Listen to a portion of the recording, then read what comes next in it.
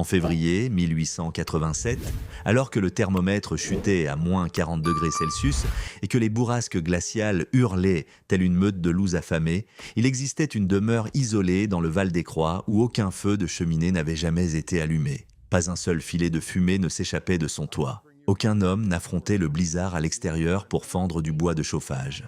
Pourtant, bien à l'abri entre ces murs, deux enfants dormaient à poing fermé pendant que leur mère cousait des vêtements près d'une vitre embuée par la douce chaleur intérieure. Pendant ce temps, dehors, dans le froid mordant, les familles les plus aisées de la région s'affairaient à jeter leur tout dernier immeuble dans les flammes, uniquement pour éviter de mourir de froid. Ceci relate l'histoire d'une veuve sans le sou et méprisée qui enterra des morceaux de ferraille dans le sol pour finalement sauver les personnes même qu'il avait qualifiées de folles. Elle s'appelait Catalina Vargas, et les mesures prises par cette femme solitaire ont radicalement changé la façon dont les villageois démunis ont survécu au pire et au plus impitoyable hiver que les Alpes françaises aient jamais connu. Néanmoins, bien avant que la neige ne commence à tomber, et longtemps avant que la faucheuse ne frappe à chaque porte, Catalina n'était qu'un visage invisible de plus, une personne noyée parmi la masse des oubliés. Tout a commencé à l'automne 1886, lorsqu'elle est arrivée pour la première fois dans le village de Val-des-Croix, accompagnée de deux jeunes enfants,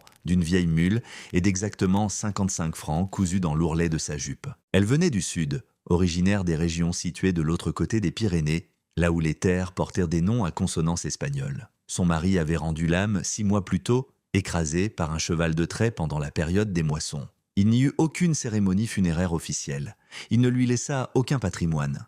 Le seul héritage qu'il laissa fut une dette écrasante qui engloutit la ferme familiale, ne laissant à Catalina que ce qu'elle pouvait entasser dans une charrette empruntée. À son arrivée dans la vallée, les hommes du bourg lui jetèrent des regards en coin. Une femme seule aux origines hispaniques, chargée de 2 bouches affamées à nourrir et dépourvue de mari pour la protéger. Le curé Mercier déclara publiquement ce que la communauté entière pensait tout bas. C'était fort regrettable, mais elle ne survivrait même pas à une seule saison hivernale. Thierry Beaumont, le directeur de la banque locale et l'individu le plus riche de la contrée, lui proposa un poste de lavandière. La rémunération s'élevait à 30 francs par mois, avec en prime une minuscule cabane située derrière ses écuries. Catalina déclina l'offre avec politesse. Elle nourrissait de tout autre projet. En utilisant les 55 francs, qui constituaient toute sa fortune, elle acheta un terrain vague situé tout au bout du chemin de terre. C'était la parcelle la moins chère de toute la vallée, pour la simple raison que personne n'y trouvait la moindre utilité. Le sol s'avérait désespérément rocailleux, totalement dépourvu de grands arbres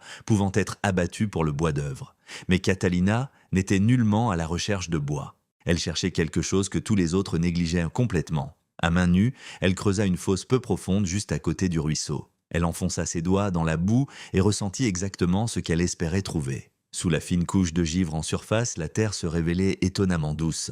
Pas brûlante, bien sûr, mais d'une température remarquablement constante. En fermant fort les yeux, elle se remémora la sagesse de son grand-père, un vieil homme basque qui avait vécu jusqu'à 100 ans. La terre n'oublie jamais la chaleur torride de l'été, ma petite, et elle ne ressent jamais vraiment le froid mordant de l'hiver. Si tu apprends simplement à écouter son rythme, le sol subviendra toujours à tes besoins. L'espace de 15 jours, Catalina fit le tour de la bourgade pour se renseigner à chaque coin de rue. Je suis à la recherche de tuyauteries en métal, le genre dont plus personne n'a l'utilité. Des canalisations rejetées, des tuyaux brisés, absolument tout ce qui est long et creux à l'intérieur. Les hommes du coin se contentèrent-ils de glousser face à sa demande. « Qu'est-ce que vous comptez faire avec un tas de vieilles ferrailles, madame ?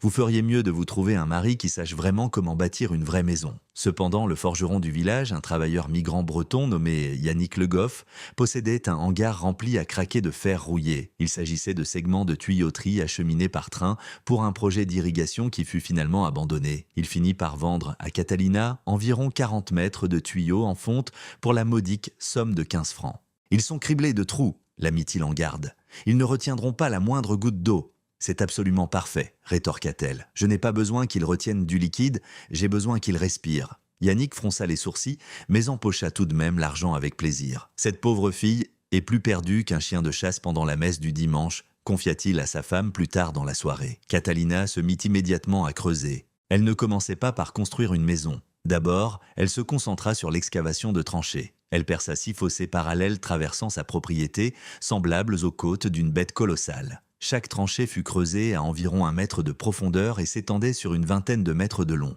Le travail manuel était atrocement douloureux. Ses paumes finirent de gercer et en sang. le bas de son dos hurlait de douleur à chaque nouvelle pelletée. Et pourtant, elle refusait tout simplement d'abandonner. Ses petits jouaient à proximité, ramassant des galets lisses et lui rapportant de l'eau fraîche du ruisseau voisin. « Maman, pourquoi faisons-nous tous ces grands trous ?» interrogea le plus jeune, un garçonnet de 5 ans prénommé Miguel. « Nous assemblons une maison qui sait respirer, mon fils. Un foyer qui nous enveloppera de chaleur lorsque le froid glacial s'installera. » Les habitants des parcelles voisines commencèrent à faire des détours délibérés par son chemin de terre, juste pour apercevoir ce spectacle étrange. Marguerite Beaumont, l'épouse du banquier, stoppa sa calèche et observa la veuve avec un mélange de pitié et de dédain silencieux. « Ma chère, si vous êtes en difficulté, la paroisse locale gère un fonds de charité pour les veuves. Vous n'avez pas besoin de vous épuiser à la tâche jusqu'à en mourir, à creuser la terre comme une bête de somme. » Catalina ne prit même pas la peine de lever les yeux de son ouvrage. « J'apprécie l'intention, Madame Beaumont, mais je n'ai que faire de la charité. Ce qu'il me faut, c'est un hiver sans danger pour mes enfants. » Marguerite secoua la tête d'un air réprobateur et fit avancer ses chevaux. Plus tard dans la soirée, pendant le souper, elle raconta à son mari l'histoire de la folle hispanique qui passait son temps à enterrer des ordures dans son jardin. Thierry Beaumont laissa échapper un rire franc. « Laissez-la donc tranquille. Elle l'apprendra à ses dépens. Quand le mois de décembre pointera le bout de son nez, elle reviendra en rampant pour implorer un emploi. » Mais Catalina ne réclama jamais le moindre centime. Elle raccorda les tuyaux de fer ensemble pour former de longs segments, colmatant hermétiquement les jointures avec de la boue mélangée à du crin de cheval, une méthode que son grand-père utilisait pour rafistoler les vieilles cruches en terre cuite. Elle déposa chaque tube continu au fond de ses tranchées, s'assurant scrupuleusement qu'ils étaient parfaitement droits et totalement de niveau. Ensuite, elle les fusionna minutieusement pour former une unique prise d'air et un seul point de sortie. L'entrée d'air était située sur la façade nord de sa minuscule cabane, une ouverture rectangulaire d'une vingtaine de centimètres, placée directement face au vent dominant. La bouche d'aération émergeait directement à l'intérieur de la pièce à vivre, positionnée juste en dessous de l'endroit où elle prévoyait d'installer son lit. Entre ces deux points, la tuyauterie courait profondément sous terre, serpentant à travers les 6 fossés profonds avant de refaire enfin surface. Le troisième habitant à se moquer de ses efforts fut le capitaine Jacques Rousseau, un vétéran de la guerre franco-prussienne qui s'était installé dans la vallée, fort d'une généreuse pension militaire. Il avait érigé une imposante demeure à 2 étages, équipée d'un luxueux poêle en fonte parisien expédié depuis la capitale. Lorsqu'il aperçut Catalina en train de reboucher ses fossés avec de la terre, il ne put tout simplement pas retenir sa langue. « Madame, je ne sais pas ce qu'on vous a raconté de l'autre côté de la frontière, mais ici, en territoire civilisé, les habitations exigent un feu rugissant, pas une espèce de sorcellerie. » Catalina tassa la toute dernière pelletée de terre avant de daigner répondre « Mon capitaine, avec tout le respect que je vous dois, cela n'a rien à voir avec de la magie. C'est purement une question de physique. L'air glacial va être aspiré directement dans ces tuyaux. Mais avant même d'atteindre mon salon, il devra parcourir une vingtaine de mètres sous la couche arable. Et tout au fond, là où vos yeux ne peuvent te porter, la Terre conserve une température constante de 15 degrés Celsius tout au long de l'année. Cette brise glaciale se réchauffera considérablement bien avant de pénétrer à l'intérieur. Et pendant les étés caniculaires, l'air brûlant se rafraîchira de la même manière. Je n'ai absolument pas besoin de faire brûler la moindre bûche. Il me suffit de m'asseoir et de laisser la terre accomplir son travail naturel. » Rousseau la dévisagea comme si elle s'exprimait dans une langue inconnue, tout bonnement fantastique. Une misérable paysanne qui s'imagine comprendre la thermodynamique. Je vous donne 2 semaines tout au plus avant que vous ne veniez tambouriner à ma porte pour me supplier de vous prêter du bois. Pourtant, Catalina ne vint jamais frapper à aucune porte. Pendant 1 mois et demi supplémentaire, elle se concentra entièrement sur la construction de sa cabane.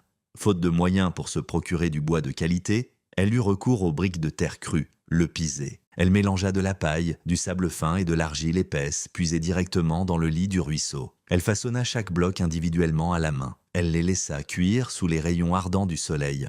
Elle les empila avec une précision experte, formant des murs massifs d'environ 45 cm d'épaisseur. Bâtir en pisé était une pratique ancestrale. C'était la méthode exacte sur laquelle ses ancêtres s'étaient appuyés pendant plus d'1 millénaire. Ce matériau emprisonnait la chaleur pendant les mois glaciaux et repoussait les rayons du soleil durant la saison estivale. Ce n'était certes pas un spectacle raffiné. On était loin de l'architecture moderne.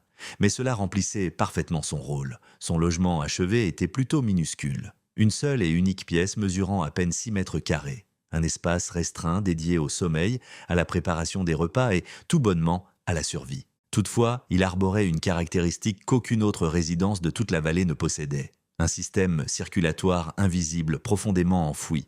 un réseau dissimulé de veines de fer inspirant continuellement le souffle même du paysage. Au moment où elle boucla le chantier, Catalina avait dépensé précisément 40 francs pour la totalité de ses matériaux. Il lui restait exactement 15 francs pour couvrir les provisions et les semences en prévision du printemps à venir. Il n'y eut pas de grande fête pour célébrer la pendaison de crémaillère. Aucun voisin enjoué ne s'était rassemblé autour d'eux. Seulement 2 petits épuisés jusqu'aux os et une mère solitaire qui murmura une prière silencieuse avant de refermer sa porte d'entrée pour la toute première fois. Si vous estimez que la sagesse antique de nos aïeux a plus de valeur que la fierté des hommes modernes, n'oubliez pas de vous abonner à cette chaîne. Nous œuvrons activement à sauvegarder les récits historiques que le temps a désespérément tenté d'effacer. Les premières vagues de froid déferlèrent en octobre. Ce n'était pas encore tout à fait brutal, faisant davantage office de léger avertissement. Le mercure descendait jusqu'à 0 degré la nuit et remontait péniblement vers une dizaine de degrés en milieu d'après-midi. Les villageois des environs lancèrent rapidement leurs routines saisonnières habituelles. Thierry Beaumont ordonna à ses ouvriers agricoles d'abattre 3 bonnes tonnes de bois de chauffage. Marguerite supervisa l'empilage à l'intérieur du bûcher situé juste derrière leur manoir en briques. Le capitaine Rousseau récura son poêle parisien importé et fit l'acquisition d'un chargement de charbon anthracite directement au dépôt ferroviaire. Le curé Mercier organisa une collecte de couvertures destinée à venir en aide aux familles les plus démunies de la paroisse. Pas une seule âme ne vint frapper à la porte de Catalina. Elle n'était plus seulement perçue comme une indigente, elle était devenue complètement invisible à leurs yeux. À l'abri dans sa minuscule cahute de terre, Catalina soumit enfin son système à l'épreuve. Elle entr'ouvrit le clapet du tuyau d'admission extérieur. Elle sentit la brise automnale vivifiante être aspirée vers l'intérieur, entraînée vers le bas par la pression atmosphérique naturelle. Elle plaça ensuite sa paume en apesanteur au-dessus de la bouche de ventilation encastrée dans son plancher. Le courant d'air qui montait n'était pas brûlant, mais il n'était certainement pas glacial non plus. Il était agréablement tiède, réconfortant, incroyablement constant. Elle ferma les paupières et effectua le calcul mentalement. Si la météo extérieure affichait 0 degré et que le souffle intérieur ressortait à environ 12 degrés, cela prouvait que la terre enfouie faisait précisément ce qu'elle avait prévu. Elle transférait de façon continue toute la chaleur emmagasinée qu'elle avait absorbée durant les mois de rayonnement solaire intense de l'été. Et le point le plus extraordinaire, c'est que cela ne coûtait pas le moindre centime. Pas un sou gaspillé en bûches fendues. Pas une seule minute passée à abattre une hache sur des troncs d'arbres. 0 risque d'incendie domestique accidentel. Et absolument aucune fumée épaisse pour faire tousser ses petits tout au long de la nuit. Pendant les heures du soir, à mesure que le givre s'épaississait, Catalina ajustait le flux d'air. Si elle obstruait partiellement l'entrée extérieure, un plus petit volume d'air circulait, mais il ressortait nettement plus chaud. Si elle ouvrait le registre en grand, une brise massive s'engouffrait, mais elle soufflait un peu plus frais. C'était un délicat jeu d'équilibre. Une danse rythmée, suspendue entre la physique pure et l'instinct maternel absolu. Miguel et sa sœur Rosa dormaient sur un matelas rudimentaire, fermement rembourré avec des herbes séchées du ruisseau. Jamais ils ne ressentirent le froid cinglant. Ils ne se réveillèrent jamais en frissonnant dans l'obscurité. Catalina s'asseyait pour raccommoder leurs vêtements tout près du carreau de verre, tirant pleinement parti de la lumière du jour qui raccourcissait visiblement à chaque après-midi qui s'écoulait. De temps à autre, elle chantait à voix haute des airs folkloriques que sa propre grand-mère lui avait transmis. Des mélodies rendant hommage aux femmes résilientes qui parvenaient à tenir bon. Des hymnes célébrant les mères qui ont tracé de toutes nouvelles voies là où aucune ne semblait exister. Au-delà de ces murs, la nature sauvage se transformait à toute vitesse. Les feuilles d'automne se détachèrent des branches. Les volées d'oiseaux prenaient la direction du sud pour la saison.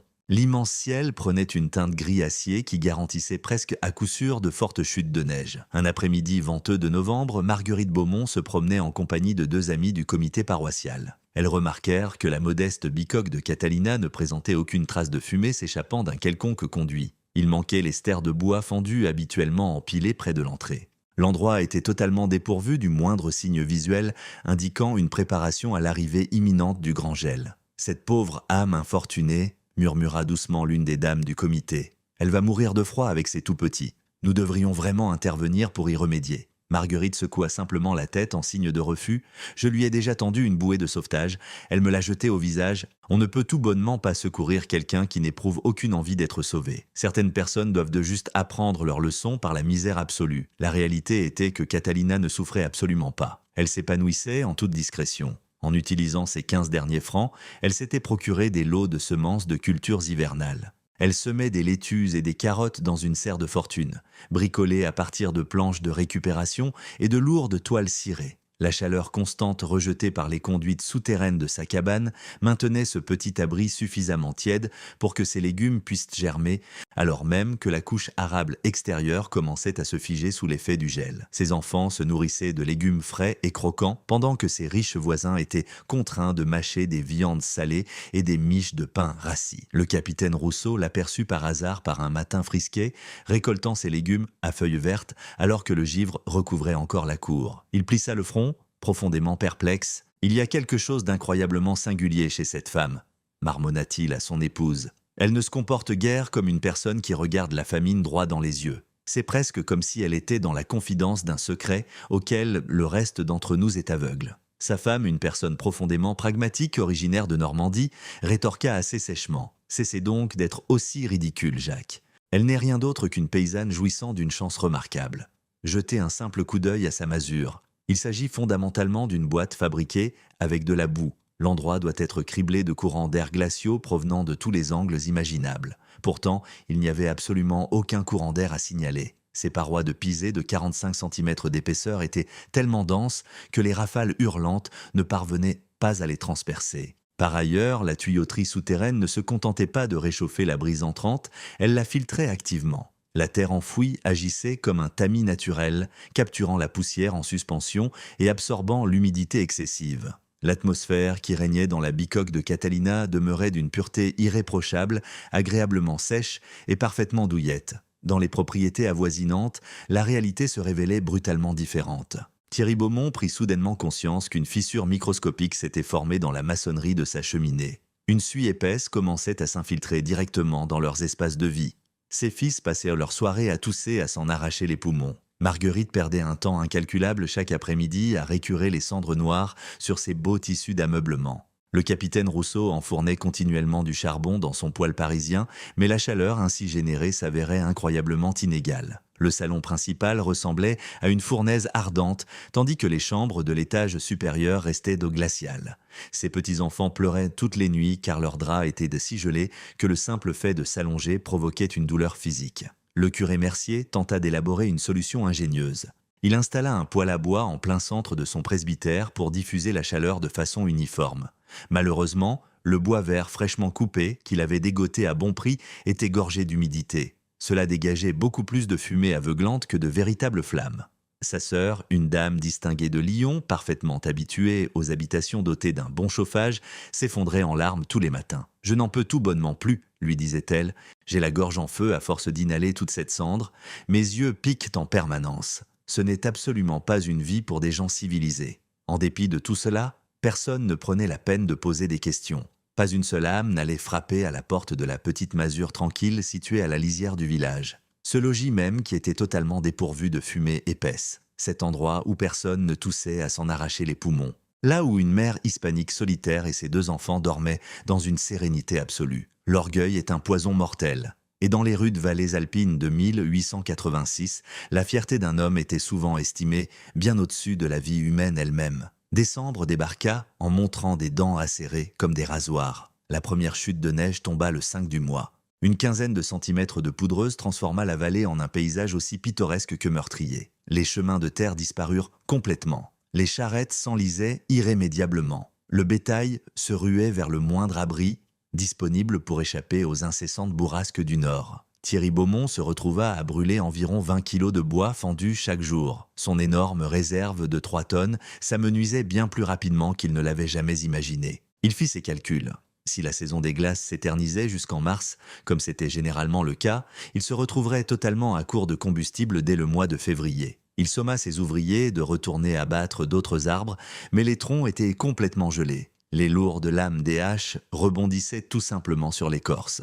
Les hommes épuisés regagnèrent la propriété entraînant à peine la moitié de ce qui était prévu. Le capitaine Rousseau s'aperçut très vite que son charbon anthracite de première qualité produisait un feu ardent, mais d'une durée incroyablement brève. Chaque seau était entièrement consumé en l'espace de 3 petites heures. À cette cadence, il estima qu'il finirait par engloutir plus d'argent dans son combustible de chauffage que dans sa propre nourriture. Son orgueil têtu lui interdisait formellement de changer de stratégie. Il avait passé des mois à se vanter auprès de quiconque voulait bien l'entendre de son somptueux poêle parisien. Il ne pouvait certainement pas ravaler sa fierté maintenant pour avouer que l'appareil s'avérait terriblement inefficace. Le curé Mercier tomba gravement malade. Une toux grasse et déchirante faisait trembler tout son torse. Le médecin du bourg lui diagnostiqua une bronchite sévère, directement causée par l'inhalation des émanations de ce bois non séché. L'ordonnance médicale imposait un repos strict au lit, ainsi qu'une abondance d'air pur. Or, trouver de l'air sain à l'intérieur d'une demeure où le foyer crépitait sans arrêt relevait de la mission impossible. Puis, le 10 décembre, un visiteur inattendu fit son apparition. Yannick Le Goff, ce forgeron là même qui avait refourgué ses tuyaux en fer à Catalina, marcha jusqu'à sa cahute en fin d'après-midi. Il apporta avec lui un paquet de viande séchée en guise de modeste offrande. Il prétendit qu'il passait simplement pour voir comment il supportait ce froid glacial. En vérité, sa propre curiosité brûlante le dévorait de l'intérieur. Catalina lui fit gracieusement signe d'entrer. Yannick marqua un temps d'hésitation juste sur le pas de la porte. L'atmosphère au sein de la bâtisse semblait tout bonnement irréelle. Il y faisait véritablement chaud. Il ne s'agissait pas de cette chaleur étouffante et suffocante comme chez lui, où le poêle en fonte rugissait à longueur de journée. C'était une tiédeur douce et apaisante, parfaitement homogène dans toute la pièce. On aurait dit que les murs de terre eux-mêmes rayonnaient d'une chaleur tranquille. Il balaya du regard la pièce exiguë en quête de la source. Il n'y avait absolument aucun poêle en vue. Aucun feu de cheminée ne crépitait. Il y avait seulement une modeste fente aménagée dans le plancher qui pulsait un flux régulier d'air tempéré. Il se laissa tomber à genoux et fit planer sa main juste au-dessus du léger courant ascendant. « C'est chaud », murmura-t-il dans un souffle. D'où diable cela peut-il bien provenir ? Catalina esquissa un sourire entendu. Directement du sol lui-même, monsieur Le Goff, de l'endroit précis où cela s'est toujours caché. Tout ce que j'ai eu à faire, c'est de demander poliment l'autorisation de l'emprunter. Yannick s'attarda à l'intérieur pendant une bonne heure. Catalina lui expliqua en détail toute l'ingéniosité de l'installation, la tuyauterie rouillée qu'il lui avait fourguée, les tranchées d'1 mètre de profondeur où la terre souterraine conservait un climat régulier, le principe fondamental de l'échange thermique que son grand-père lui avait décortiqué en utilisant des mots simples. Le sol sous nos pieds est exactement comme une immense bouilloire d'eau chaude, avait expliqué le vieil homme basque. Elle n'atteint jamais le point d'ébullition, mais elle ne gèle jamais entièrement non plus. Si tu comprends comment la manipuler sans te brûler, elle te nourrira indéfiniment. Yannick secoua la tête, complètement ébahi. J'ai assemblé les briques de centaines de cheminées au cours de mon existence. J'ai raccordé des poêles de salon dans quasiment la moitié des fermes de cette région. Pourtant, pas une seule fois il ne m'a traversé l'esprit que la réponse ultime était enfouie juste sous les semelles de nos bottes. À l'instant même où il ressortit, la rafale glaciale le frappa comme un véritable coup de poing. La différence brutale était d'une cruauté absolue. À l'intérieur, la température oscillait autour d'un confortable 15 degrés Celsius. À l'extérieur, le thermomètre affichait moins 23 degrés et chutait à toute allure. Il marcha tout le long du trajet de retour vers sa forge dans un silence de cathédrale. Ce soir-là, il refusa de souffler mot à quiconque de ce dont il avait été témoin. Son instinct lui soufflait que le reste des villageois n'était tout bonnement pas encore prêt à digérer une telle vérité. La fierté d'un homme, au bout du compte, est complètement sourde. La deuxième tempête de neige majeure s'abattit sur la vallée aux alentours du 15 décembre. Cette fois-ci, une bonne trentaine de centimètres de neige s'accumula. Les toitures en charpente commençaient à gémir de façon audible sous la pression croissante. Thierry Beaumont embaucha une équipe de 3 journaliers pour grimper sur le toit de sa maison et déblayer les lourdes congères. Il rémunéra chacun d'eux avec une belle pièce de 5 francs en argent. C'était de la liquidité dont il souffrait physiquement de se séparer. Des fonds pour lesquels sa femme se querellait farouchement avec lui chaque nuit. « Nous brûlons plus de monnaie que la banque n'en a rapporté durant tout l'automne, Thierry. Si les choses continuent d'empirer, nous serons obligés de vendre des terres aux enchères uniquement pour survivre jusqu'au dégel printanier. » Le capitaine Rousseau se mit à rationner très sévèrement ses réserves de charbon. Il n'allumait le poêle du salon que durant 4 heures à l'aube et 4 autres heures à la tombée de la nuit. Pour le restant de la journée, sa maisonnée restait là à grelotter, emmitouflée sous la moindre courte pointe qu'il possédait. Ses petits-enfants arrêtèrent complètement de courir dans tous les sens pour s'amuser. Ils se blottissaient simplement contre le poêle de fond éteint, attendant désespérément la prochaine brève parenthèse de chaleur. De l'autre côté, dans la masure en terre de Catalina, ses petits jouaient d'eau joyeusement à même le plancher, complètement pieds nus. Miguel empilait de petites tours en utilisant les galets lisses du ruisseau. Rosa esquissait des dessins sur des chutes de bois en se servant d'un bout de charbon. Catalina s'affairait à tisser une couverture toute neuve avec la toison qu'elle avait achetée à un berger local. Elle ne tricotait pas ce plaid pour repousser les températures glaciales. Elle le confectionnait pour le vendre au marché une fois que le printemps pointerait enfin le bout de son nez. Le 3e blizzard les heurta de plein fouet le 22 décembre. Près de 40 cm de poudreuse fraîche dégringolèrent du ciel. Les bourrasques hurlantes frappèrent si violemment qu'elles arrachèrent carrément les volets en bois du presbytère du curé Mercier. Sa sœur sanglota d'une traite jusqu'à l'aube. Elle ne pleurait pas sur les menuiseries brisées, mais plutôt sur la toux féroce de son frère. Le prêtre crachait des mucosités sombres, maculées de suie. Le médecin du village lui rendit une nouvelle visite à domicile. Son bilan médical s'avéra bien plus sombre cette fois-ci. S'il ne cesse pas d'inhaler ces émanations toxiques dans la minute, il va contracter une pneumonie carabinée. Et laissez-moi être parfaitement clair, mon père, la pneumonie envoie directement au cimetière la moitié des hommes de votre tranche d'âge. Or, qu'est-ce que l'homme d'église était diable censé faire? Éteindre les feux de sa cheminée signifiait mourir de froid dans son propre lit. Continuer à brûler ce bois vert revenait à périr par inhalation de fumée. Il n'existait absolument aucun juste milieu. Du moins, c'est ce dont il était intimement convaincu. La veille de Noël, Marguerite Beaumont organisa un réveillon pour les familles les plus influentes du bourg. 13 invités étaient tassés à l'intérieur de son grand salon, blotti dangereusement près de l'âtre. Ils festoyèrent avec une oie rôtie et de la purée de pommes de terre. Ils sirotèrent un grand cru millésimé que Thierry avait précieusement conservé pour les rares occasions. Néanmoins, pas une seule personne ne se sentait véritablement à son aise. Le brasier était d'une chaleur torride d'un côté de la pièce, pendant que les coins opposés demeuraient d'un froid cuisant. Des vapeurs nocives n'arrêtaient pas de s'infiltrer à l'intérieur car la fente de la maçonnerie s'était considérablement aggravée. Les convives étouffaient poliment leur toux entre deux bouchées de ce repas. Quelqu'un eut l'idée d'évoquer la veuve hispanique qui vivait tout au bout du chemin de terre. Cette folle furieuse qui avait bricolé cet étrange logis dépourvu de tout conduit de cheminée. Marguerite laissa échapper un rire amer et cynique. « Je parierais mon tout dernier franc que la pauvre malheureuse est en train de subir le pire Noël de toute son existence. Elle doit très probablement jeter son propre cadre de lit dans les flammes en ce moment même, juste pour ne pas se transformer en glaçon. À l'écart, dans cette bicoque en terre, Catalina et ses petits chantaient cependant joyeusement des cantiques de Noël à tue-tête. Ils n'avaient aucune volaille rôtie ni de spiritueux millésimés à savourer. Ils soupaient avec une modeste marmite de soupe de pois chiches accompagnée de galettes rustiques toutes chaudes. Et pourtant, ils y étaient incroyablement douillets. Ils restaient parfaitement au sec. Et quand le petit Miguel demanda pourquoi il n'avait pas un sapin orné comme les bourgeois du village, Catalina lui fit part d'une parole de sagesse qu'il n'oublierait jamais. « Mon fils, un tronc abattu et recouvert de cire de bougie ne maintiendra pas ton sang en circulation. Mais la chaleur constante qui s'élève des profondeurs du sol le fera à coup sûr.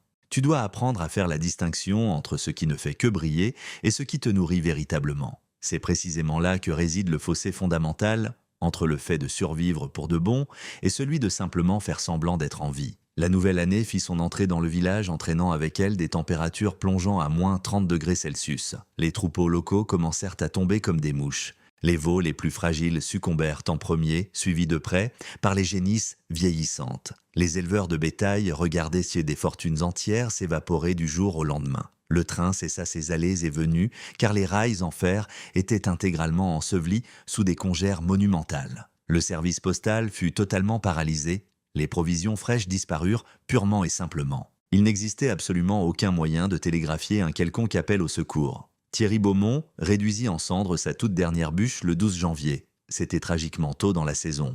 Il leur restait encore 2 longs et cruels mois d'hiver à supporter. Il dépêcha ses fils adolescents fouiller la lisière de la forêt à la recherche de branches mortes, mais ils revinrent bredouilles.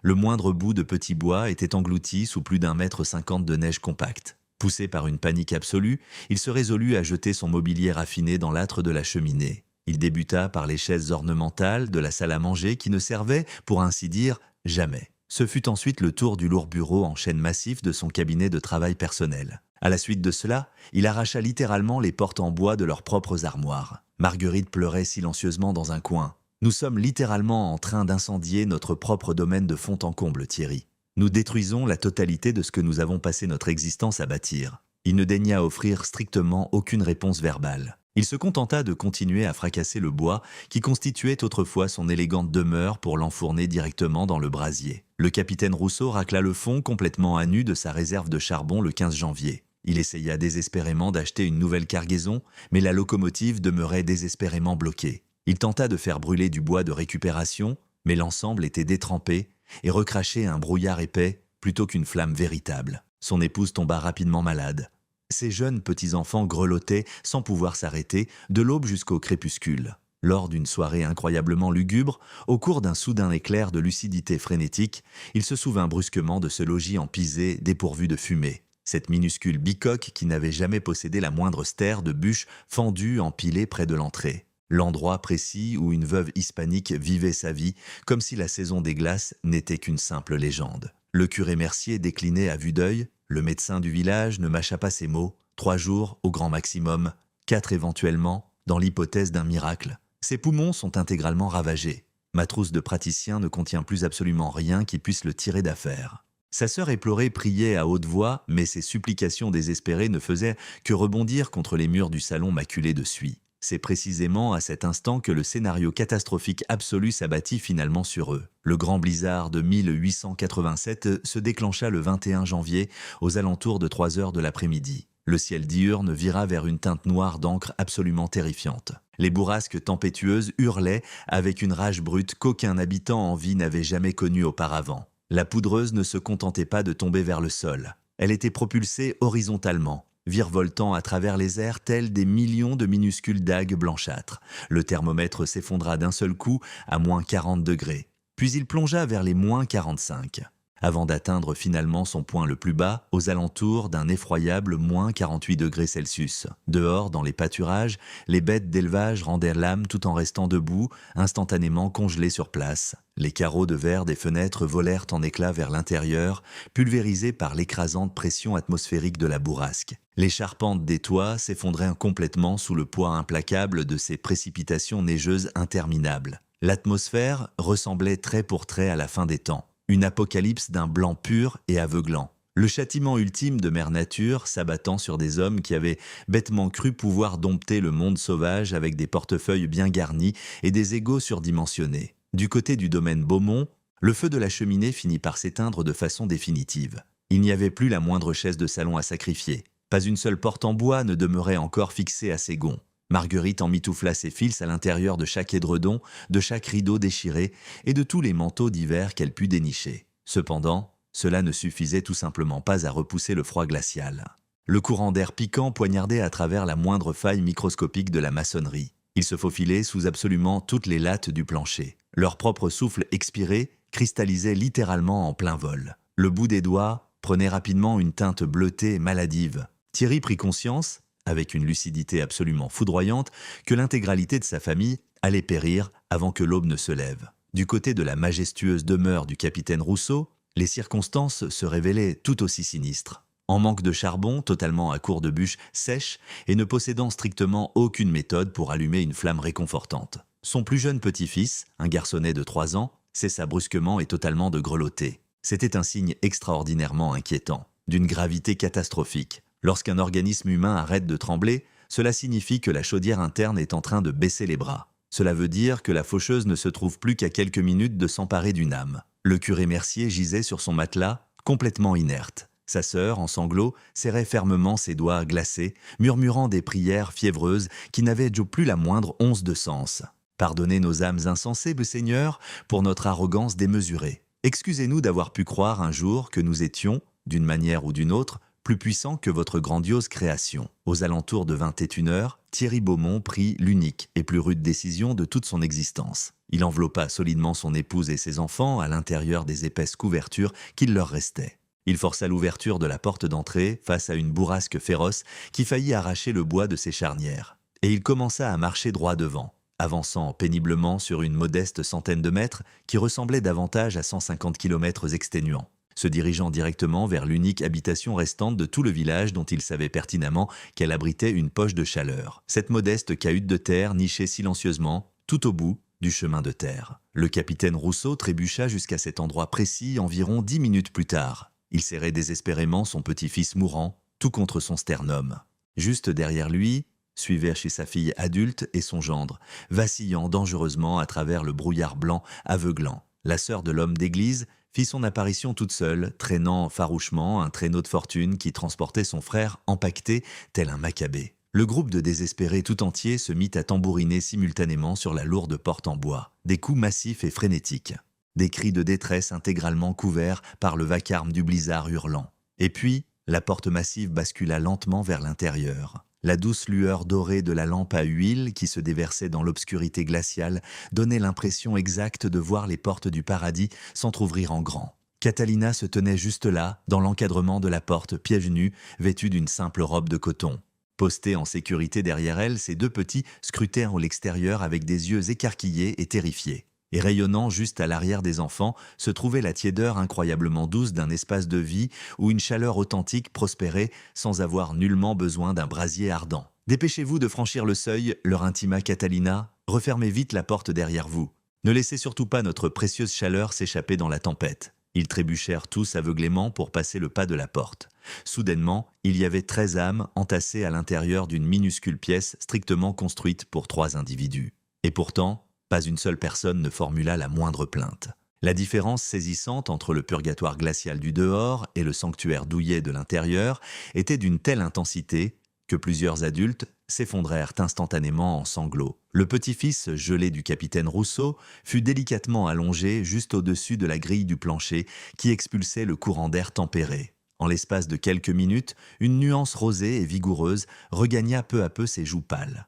Il se remit soudainement à grelotter de manière incontrôlable. C'était un signe incroyablement positif. Cela signifiait que ses fonctions vitales contre-attaquaient enfin. Le petit garçon allait s'en sortir. Le curé Mercier fut hissé sur le matelas rembourré d'herbes sèches de Catalina. Elle fit couler prudemment de l'eau tiède mélangée à du miel sauvage entre ses lèvres à l'aide d'une cuillère. Elle essuya son front barbouillé de suie au moyen d'un gant de toilette humide. Elle lui murmura doucement des mots en espagnol, prononçant des phrases qu'il ne pouvait pas déchiffrer mais qui ressemblaient singulièrement à de saintes bénédictions. Thierry Beaumont s'affaissa à même le sol de terre battue, serrant farouchement sa famille tremblante contre sa poitrine.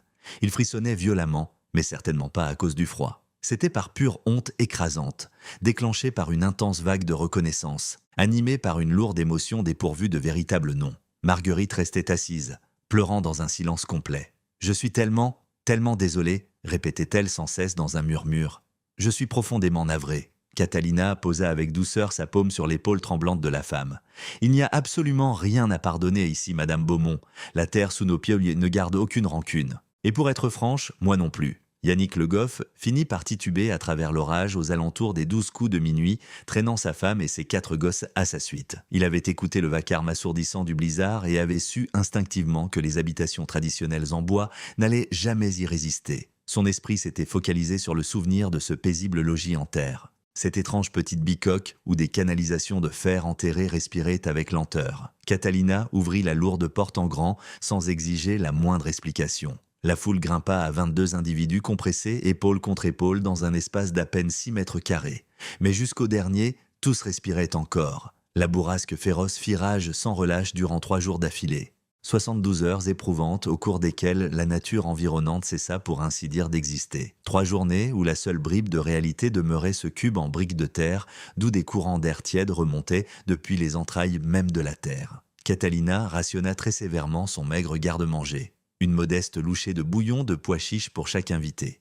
Des galettes de sarrasin réservées exclusivement aux jeunes enfants affamés. De l'eau fraîche du ruisseau qu'elle avait judicieusement stockée dans ses pichets en argile. Ce n'était très certainement pas un festin de roi. Néanmoins, c'était tout juste assez pour maintenir la famine à distance. Tout au long de ce confinement, quelque chose a fondamentalement basculé au plus profond de l'âme de chaque habitant qui a inhalé ce courant d'air tempéré.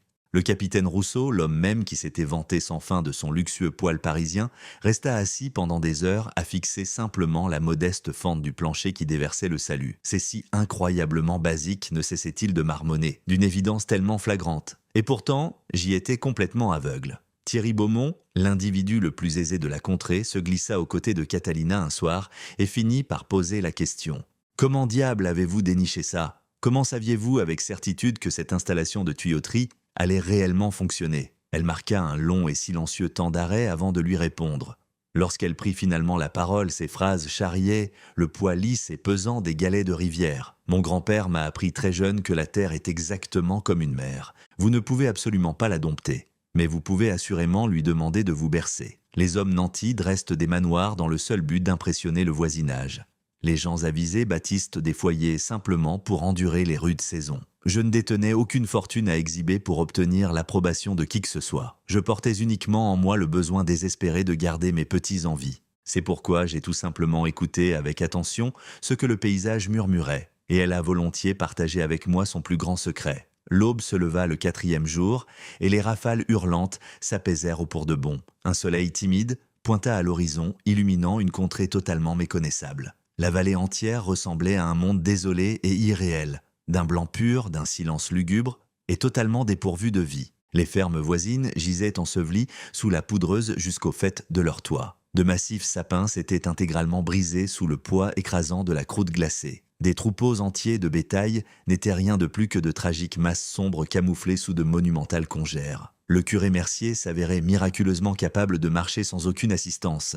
Sa violente, tout déchirante, s'était volatilisée pour de bon. Respirer un air pur et filtré pendant 3 journées pleines avait accompli bien plus de miracles que toute une saison de remèdes médicaux. Le jeune petit-fils du capitaine gloussait déjà en pourchassant Miguel et Rosa à travers la neige. Marguerite Beaumont enlaça vigoureusement Catalina avant de regagner son propre domaine. « Je suis totalement à court de mots », sanglota-t-elle contre son épaule. Il n'existe tout simplement pas assez d'expressions dans le dictionnaire pour vous témoigner ma gratitude. Catalina lui offrit en retour un simple et doux sourire. « Je n'ai nullement besoin de grands discours, Madame Beaumont.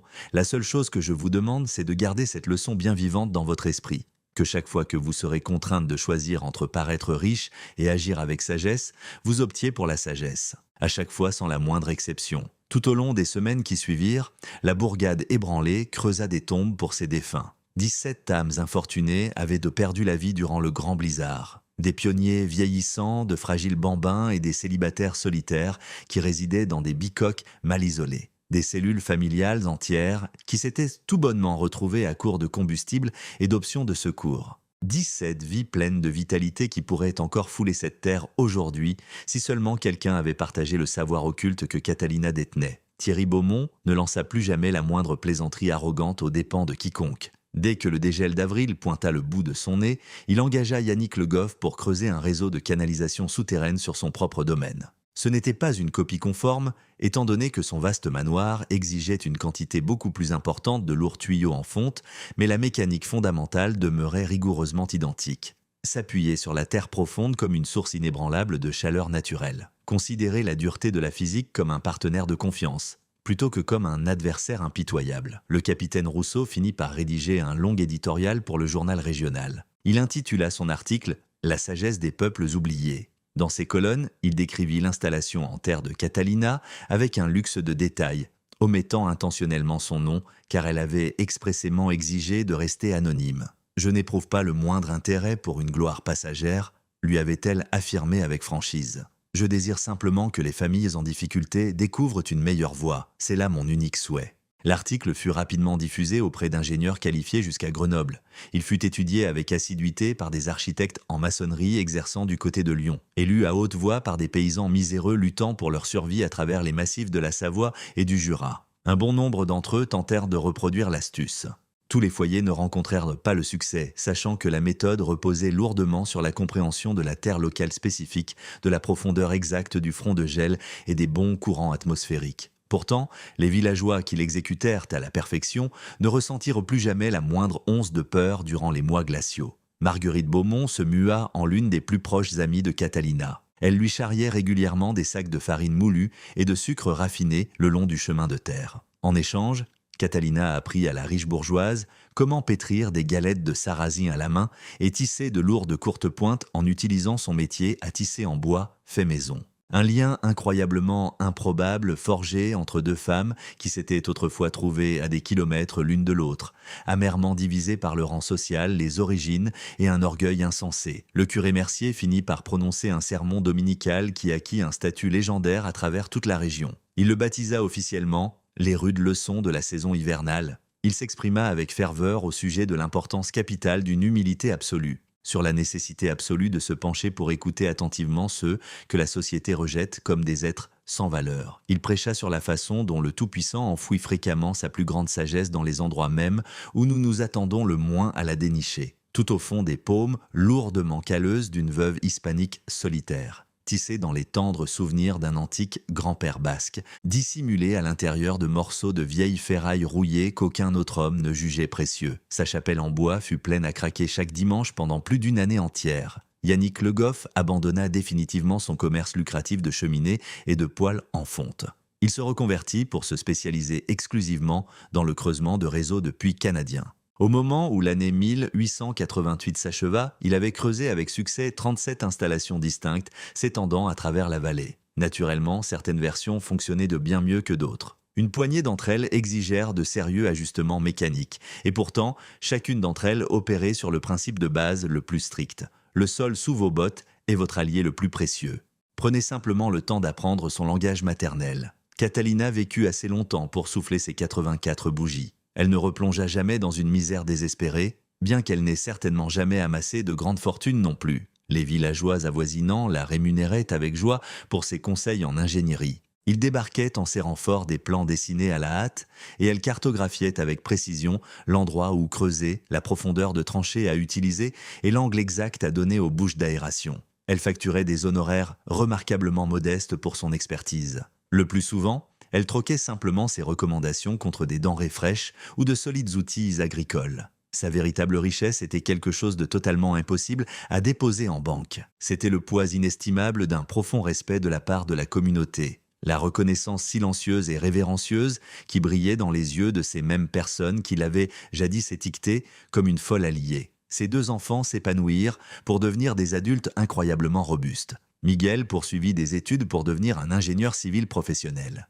Il fréquenta une véritable université du côté de Paris avant de regagner sa contrée natale, consacrant sa carrière à l'élaboration de réseaux d'irrigation pour des hameaux agricoles isolés. Rosa finit par épouser un maître d'école de la région et fonda une institution où elle instruisit les enfants de la vallée aussi bien en français qu'en espagnol. Tous deux racontaient fréquemment l'épopée légendaire de leur mère résiliente. Cette femme déterminée qui enterrait des tuyaux de pacotille dans sa cour boueuse tout en subissant des railleries incessantes. La pionnière astucieuse dont la bicoque demeura remarquablement tiède sans sacrifier le moindre éclat de bois de chauffage.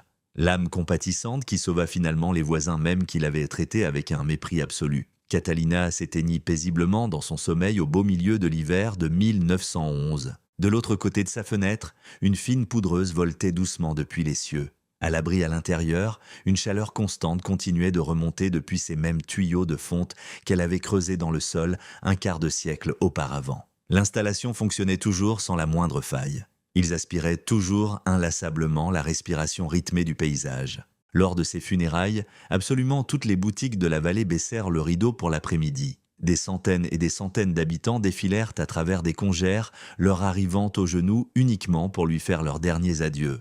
Non pas parce qu'elle jouissait d'une quelconque renommée prestigieuse, mais plutôt parce qu'elle possédait une sagesse inégalée, et parce qu'elle leur avait enseigné avec force que l'humilité silencieuse ne devait jamais être confondue avec de la faiblesse. C'est en réalité le sommet absolu de l'intelligence humaine. Thierry Beaumont, devenu un gentilhomme frêle et vieillissant, s'avança pour prononcer quelques mots au bord de la tombe. Catalina Vargas m'a enseigné que bâtir un foyer ne consiste pas à se vanter auprès du monde entier de la quantité d'argent que l'on détient. Il s'agit strictement d'ériger un bouclier protecteur autour des êtres qui vous sont chers. Elle m'a forcé à réaliser que la nature n'est pas une ennemie vouée à être violemment domptée. C'est une entité vivante qui exige d'être écoutée. De plus, elle a prouvé que le savoir le plus inestimable sur Terre émane fréquemment des personnes mêmes que nous sommes les plus prompts à rejeter. Puissiez-vous reposer en paix pour l'éternité, femme d'une sagesse éclatante. Reposez en paix en sachant que votre héritage pérenne n'a pas été construit à partir de maçonnerie empilée ou de bois précieux.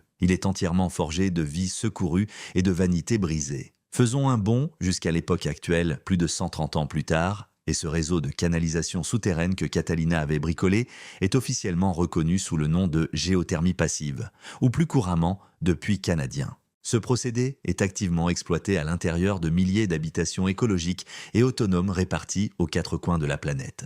Des ingénieurs hautement qualifiés et titulaires de doctorats élaborent couramment de complexes équations mathématiques simplement pour en mesurer l'efficacité thermique exacte. Des cabinets d'architecture contemporains intègrent fièrement ce concept dans leurs plans d'avant-garde les plus à la pointe. Néanmoins, l'essence fondamentale demeure totalement intacte. La Terre, située à environ 1 mètre sous la surface du sol, s'accroche toujours à un climat inébranlable et constant. Tout courant d'air aspiré à travers des tuyaux enfouis à cette profondeur spécifique se réchauffe naturellement durant les mois glaciaux et se rafraîchit naturellement durant les étés caniculaires. une physique d'une simplicité incroyable, une sagesse profondément ancienne.